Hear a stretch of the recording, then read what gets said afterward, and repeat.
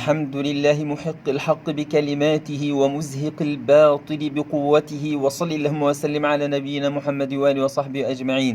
اللهم إنا نقسم عليك بغيرتك على كل حرام حرمته بعبدك أردوغان. اللهم إنا نقسم عليك بغيرتك على كل حلال أحللته بعبدك أردوغان. اللهم إنا نقسم عليك بكل شريعة أقمتها بعبدك أردوغان. اللهم إنا نقسم عليك بغيرتك على كل عورة سترتها بعبدك أردوغان. اللهم إنا نقسم عليك بغيرتك على كل حق أحققته بعبدك أردوغان. اللهم إنا نقسم عليك بغيرتك على كل باطل أزهقته بعبدك أردوغان. اللهم إنا نقسم عليك بغيرتك على كل ولي من أوليائك رفعته بعبدك أردوغان. اللهم إنا نقسم عليك بغيرتك على كل عدو من أعدائك وضعته بعبدك أردوغان. اللهم إنا نقسم عليك برحمتك بكل مظلوم نصرته بعبدك أردوغان. اللهم إنا نقسم عليك برحمتك بكل مستغيث أغثته بعبدك أردوغان. اللهم إنا نقسم عليك برحمتك بكل مكروب فرجت عنه بعبدك أردوغان. اللهم إنا نقسم عليك برحمتك على كل شريد آويته بعبدك أردوغان. اللهم إنا نقسم عليك برحمتك بكل جائع أطعمته بعبدك أردوغان. اللهم إنا نقسم عليك برحمتك بكل عار كسوته بعبدك أردوغان. اللهم إنا نقسم عليك برحمتك بكل خائف مذعور أمنته بعبدك أردوغان. اللهم إنا نقسم عليك بغيرتك على كل خير نشرته بعبدك أردوغان. اللهم إنا نقسم عليك بغيرتك على كل شر قللته بعبدك أردوغان. اللهم إنا نقسم عليك بأنك أنت الحق، وأنت أحق من يحق الحق، وأنت أحق من يزهق الباطل، فمن يحق الحق إن لم تحقه أنت وأنت الحق. أقسمنا عليك يا ربنا بأنك أنت الحق. اللهم إن كنت تعلم، اللهم إن كنت تعلم أن فوز أردوغان فيه نصرة لأوليائك وفيه خزي لأعدائك. اللهم إن كنت تعلم أن فوز أردوغان لن يدع بيتا من بيوت المسلمين إلا ودخله العز بفوزه، ولن تدع بيتا من بيوت المنافقين والفاسقين والكافرين والزنادقة إلا ودخله الذل. اللهم إن كنت تعلم أن هزيمة عبدك أردوغان نعوذ بالله من ذلك لن تدع بيتا من بيوت المسلمين إلا ودخله الذل بهزيمته، ولن تدع بيتا من بيوت الكفرة والزنادقة والمنافقين إلا ودخله العز بهزيمته، نعوذ بالله من ذلك.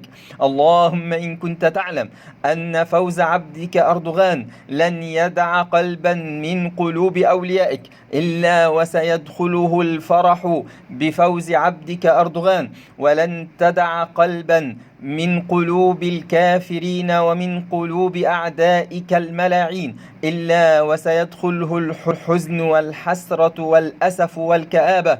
اللهم إن كنت تعلم أن هزيمة عبدك أردوغان نعوذ بالله من ذلك لن تدع قلبا من قلوب أوليائك الصالحين إلا وستدخل فيه الحزن والحسرة والكآبة، ولن تدع قلبا من قلوب الكافرين وأعدائك الملاعين إلا وستدخل فيه الفرح والسرور. اللهم فإنا نقسم عليك بأنك أنت نعم المولى ونعم النصير. اللهم انصر عبدك أردوغان نصرا تهز به العالم هزا هزا.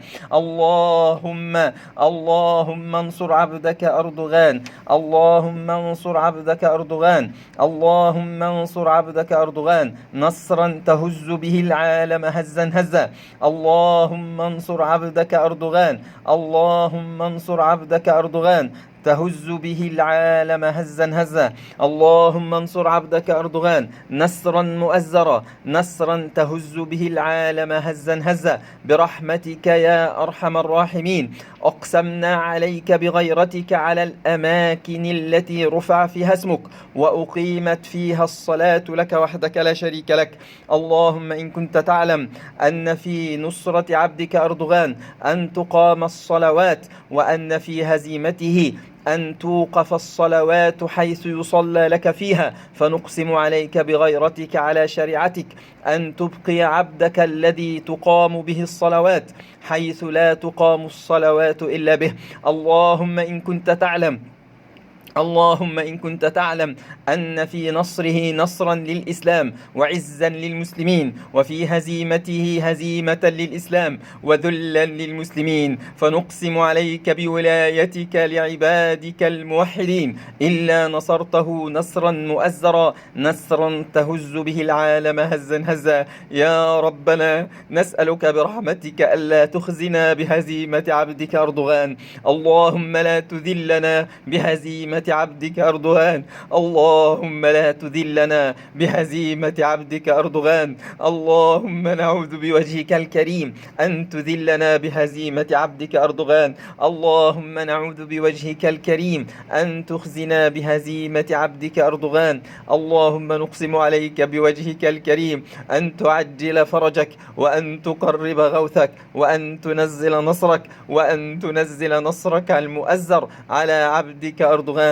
اللهم انصره نصرا مؤزرا كالذي نصرت به المؤمنين يوم بدر. اللهم إن يهلك هذا العبد تعلم يا ربنا كم من صلاة ستوقف به، وكم من حرمة ستنتهك، وكم من ولي من أوليائك سيذل، وكم عدو من أعدائك سيعز. نعوذ بوجهك الكريم أن تذلنا بهزيمة عبدك أردوغان. اللهم إنا ما جئناك مجيء الملائكة المقربين، ولا مجيء الأنبياء المرسلين، ولا مجيء الأولياء الصالحين، ولا مجيء العباد الصادقين، وما جئناك إلا مجيء الأذلة الصاغرين المسرفين على أنفسهم المشفقين على أنفسهم من ذنوبهم